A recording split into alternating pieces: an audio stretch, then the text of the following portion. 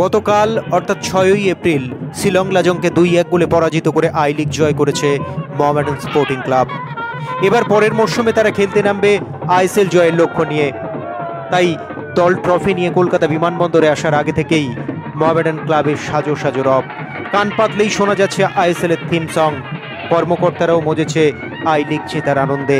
ক্লাবের বাইরে বাজনার তালে তাল মিলিয়ে একই সাথে নেচে চলেছে ক্লাব এবং বিনিয়োগকারী গোষ্ঠীর কর্মকর্তারা। এমনকি বিমানবন্দরেও একই দৃশ্য, বাঁধ ভাঙা উচ্ছ্বাসে মেতে উঠেছে সমর্থকরা। সে খেলোয়াড়রা এয়ারপোর্টে নামা মাত্র ফুলমালা দিয়ে সম্বর্ধনা জানানোই হোক, কিংবা নিজেদের কোচ আর খেলোয়াড়দের কাঁধে তুলে নাচাই হোক, চোখে পড়বে সেই অসম্ভব আবেগবহুল ভালোবাসা উন্মাদনার ছবি।